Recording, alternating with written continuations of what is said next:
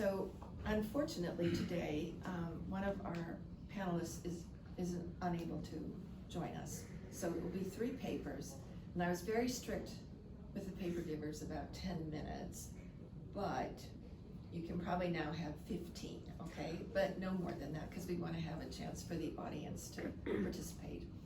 So I will give you a heads up at 2 minutes, okay? And then, what was it somebody said today? And then following that, there will be angry reminders that your time is up, so. All right, so I think what we'll do then is go in the order of the program, and I will start by introducing our first speaker, True Sweetser, who holds a master's degree in Russian, East European, and Eurasian studies from Stanford, where his thesis focused on Isaiah Berlin's critique of Leo Tolstoy's philosophy of history. He holds a BA in History and Slavic Literatures from Stanford, where he won the Galina Letes Prize in Slavic Studies for the paper Mala Rossiya I Ruskaya Zemlya, Differing Views of Nationalism in Nikolai Gogol's Taras Bulba. He currently teaches history and literature at a secondary school in California and works as a research assistant on a history book project at Stanford, where he's conducting archival research in Russian, Bosnian, Croatian, Montenegrin, and Serbian. And believe it or not, he is currently studying second-year Chinese and plans to apply to PhD programs in international history this fall. So, True, please. Thank you. Today I'm going to talk about 2 seemingly odd historical pair, Milovan Djilas and Petar Petrović Njegoš. Djilas is a member of the Communist Party of Yugoslavia's Politburo and for nearly 2 decades, as well as the CPY's director of agitation and propaganda, and one of the main theorists behind hallmark aspects of Yugoslav socialism, such as worker self-management of firms. He then is expelled from the party for his dissidence and what is seen as his reactionary ideas in 1954, and becomes one of the most noted dissident figures of the Cold War era. On the other hand, Njegoš is a Orthodox Christian bishop and the monarch of the Kingdom of Montenegro from 1831 to 1851. He's also known as the founder of modern Montenegrin and Serbian literatures, thanks to his epic poetry, the most famous of which is Gorski Vijenec, the Mountain Wreath, which depicts Njegoš and his people's struggle against Ottoman imperial incursions into the Balkans. Due to the content of his work focusing on battles against the Ottomans and especially the massacre of so-called Poturici, Slavic converts to Islam, his work is often associated with nationalism in the Balkans, particularly during the Balkan Wars of the 1990s. Bosnian Serbs on trial at The Hague for war crimes go as far as to quote Njegoš in their defense. However, Njegoš did not just fascinate nationalists, as Djilas himself wrote 2 full-length book projects on Njegoš that, very interestingly, bookend his fall from power in 1954. He writes his first book on Njegoš, Legenda o Njegošu, The Legend of Njegoš, in 1952. He then falls from power in January of 1954, and while imprisoned from 1957 to 1961, literally on toilet paper, writes Njegoš, Pjesnik Vladar i Vladika, Njegoš, Poet, Prince, and Bishop. That is published solely outside Yugoslavia while Djilas is still imprisoned in 1966. So what I'd hope to do today is to analyze Djilas' work on Njegoš, to find out first what his take on Njegoš is, and more broadly what that can tell us about Djilas' own intellectual and political development during a tumultuous time in his life as well as the life of the young country he helped to found. And what I'll argue is that Djilas' consistent interpretations of Njegoš demonstrate Djilas' lasting devotion to his ideal of a socialist, unified Yugoslavia and an aversion to ethnic nationalism, even following his expulsion from the Communist Party and imprisonment, despite how readily his dissidence is championed as a total repudiation of communism in the West. There's a wealth of Western popular scholarship in the New York Times and Time magazine championing Djilas as a Solzhenitsyn-esque figure who decries the evils of socialism, but I'd like to show that he still remains very much a leftist, even following his imprisonment. So to start, I'll first look at the legend of Njegoš in 1952. The legend of Njegoš in 1952. To understand the historical background for the legend of Njegoš a bit, in 1948, Tito is going to split with Stalin, and as a path away from the Soviet Union, there is going to be a massive drive within Yugoslavia for two things. First, to create a new form of art that is divergent from socialist realism, to create, in one of the words of a Yugoslav writer, Miroslav Krleža, a work that is our art, and also to develop new ideas for the progression of socialism that are not Stalinist, a new path to socialism that is going to be uniquely Yugoslav. And in order to do this, what the party resolves to do is to foster an ideological and cultural struggle that they believe will bring about these new ideas.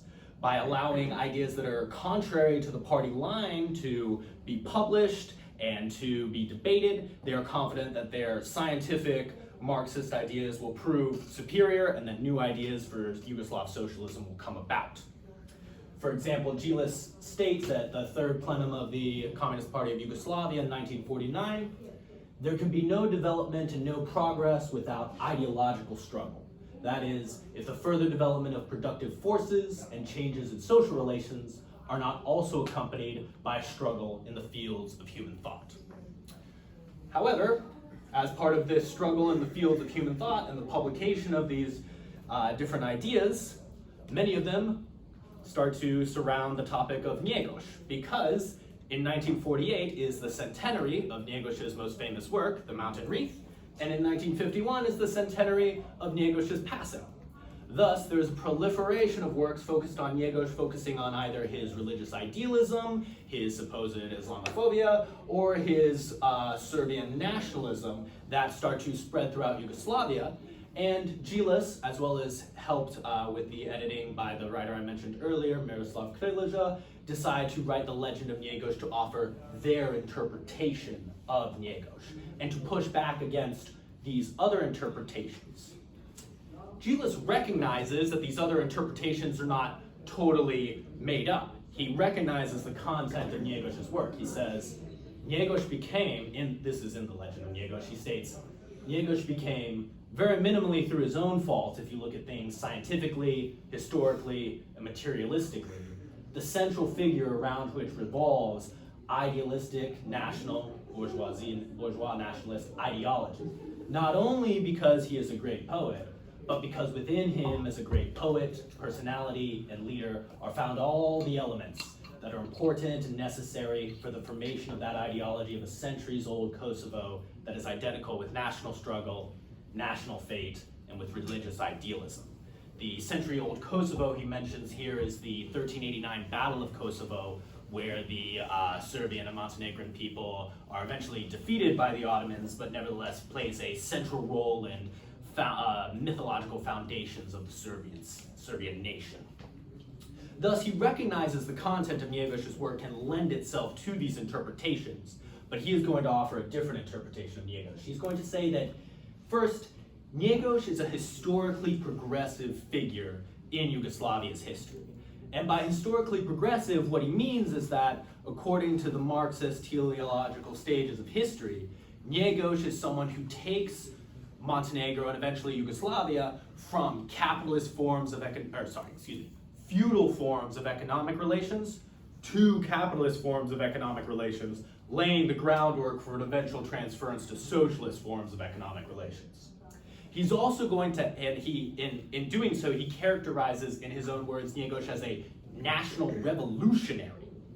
And he's going to emphasize that he's a national revolutionary, not nationalist in the 20th century meaning of the word. And thus, because of this, Njegoš can be honored as part of Yugoslavia's history, and to quote him, as part of our great inheritance. But his ideas do not need to be resurrected or held up as a model for current political movements in 1950s Yugoslavia. To speak to these first 2 points with brief examples, Djilas characterizes the history of Yugoslavia as a backwards country. Similar to Marx or Lenin analyzing the history of much of Eastern Europe, he sees the country as unindustrialized and victimized by nature of it being imperial dominions of the Ottoman and Habsburg empires. He writes that in that backwardness, it is only natural that we would not be able to develop the same level of intellectual and economic reach the same level of intellectual and economic development as West Europe. However, in what he characterizes as backward Yugoslavia, in that terrible backwardness, Njegoš is a poetically transformed contradiction of reality itself. The bearer of national liberation struggle is, above all else, an absolute monarch. Thus, in almost anywhere else in Europe, at this time period in the late 19th century, a religious monarch would be a reactionary figure in his eyes. He would be someone that is going against the uprising of bourgeois capitalist bourgeoisie. However, in backwards Yugoslavia, the most progressive figure is actually this religious monarch. However, he's a historically limited figure. And as this national revolutionary, he can be praised in the 19th century, but he doesn't need to be resurrected in the 20th century because he's historically proper in that period, but his time has passed. He quotes Marx's 18th Brumaire of Louis Bonaparte: "Men make their own history, but they do not make it as they please. They do not make it under self-selected circumstances, but under circumstances existing already, given and transmitted from the past." Consistent with this Marxist interpretation, Djilas clarifies, we should not accept Njegoš's ideas in the present day because they were the expression of his time. He had to be a religious idealist, just as we have to be materialist. He could fight with those ideas then, but they have long been outlived, and we can only struggle with our materialist ideas today. Please go ahead. Thus, throughout this first work on Njegoš, he sees Njegoš as a historically progressive figure, a national revolutionary, but someone who has had his time, can be viewed as a praiseworthy historical figure, but doesn't need to be brought up again. A few months after he publishes this work, Stalin passes, leading to a period of détente between Yugoslavia and the Soviet Union, during which Tito and other members of the Central Committee really pump the brakes on the cultural struggle that Djilas has been promoting, feeling that it's not leading to the innovation that they were hoping for, and it's actually leading to just the fomenting of more dangerous ideas than what they want. Djilas has a strong aversion to this, as he feels without actually continuing this struggle to develop a theoretical alternative to Stalinism, there is no way that Yugoslavia will not eventually just slide into Stalinism. He writes in Borba, on an article, Revolution, just a few weeks before he falls from power, instead of working to further democracy and free discussion, the Communist Party of Yugoslavia chose, quote, to stagnate in old forms and dream of things that used to be, even if those things were great, but which, like everything else, cannot be recreated. Although it's not necessarily the focus of this paper, you can certainly see a little bit of parallel between his critique of Njegoš as being someone who's proper in his time period and was successful at what he was doing, but new forms of struggle are necessary, just as the Leninist ideas of the Communist Party of Yugoslavia were fruitful and necessary in perhaps 1945, but do not need to be continued to be used a decade later. Nevertheless, Djilas is expelled from the party, and because of his continued critique of the party, especially following the Hungarian and Czech uprisings of 1956, he is imprisoned. And while imprisoned for the first time from 1957 and 1961, he writes this second book, Njegoš, Poet, Prince, and Bishop. I do not want to suggest that the books are exactly the same. However, he still makes the same argument that Njegoš is a revolutionary and progressive figure in Yugoslavia's history, and that he's national but not nationalist. To speak to the first point, he again says, in historically backward Yugoslavia, Njegoš was carrying out a revolution of his own in his small country, though from above. This revolution brought, in fact, the establishment of order, rather than something destructive. Again, in backwards Yugoslavia, rather than a popular uprising from beneath that destroys the state system, Njegoš is imposing a revolution from above that establishes a new independent state. And he also clarifies that he's a national revolutionary but not nationalist, differentiating between narod or nation, national versus nationalism. And also goes as far as to criticize those who would uphold Njegoš as a nationalist, saying that actually they're playing into the hands of the capitalists and nationalists, both in what he sees as the state capitalist Soviet Union and Western Europe, who are seeking to undermine Yugoslavia today, at the time of writing in the late 50s. Thus, Djilas's consistent interpretations of Njegoš before and after his fall from power, I hope demonstrate his consistent devotion to his ideal of a unified socialist Yugoslavia and an aversion to nationalism, as he consistently sees Njegoš through this lens of dialectic materialist teleology and decries those who try to resurrect Njegoš and his views in the 20th century. This is part of the lasting importance of Djilas because he writes into the late 70s that he laments how a reductionist binary of the Cold War world, has bred, yes, many wars, Cold War world has bred stereotype formulas to deal with those who were seen as dissidents to the party.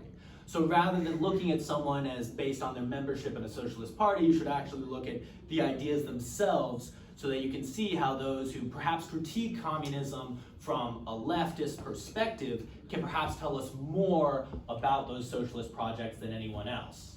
To conclude, Djilas writes in The Fate of Marxism, an unpublished political essay in 1971, the importance of heretics and the modification of the communist structure can be, and is, very great, but only insofar as they, and here I must be allowed to play with inverted commas, are heretics rather than heretics.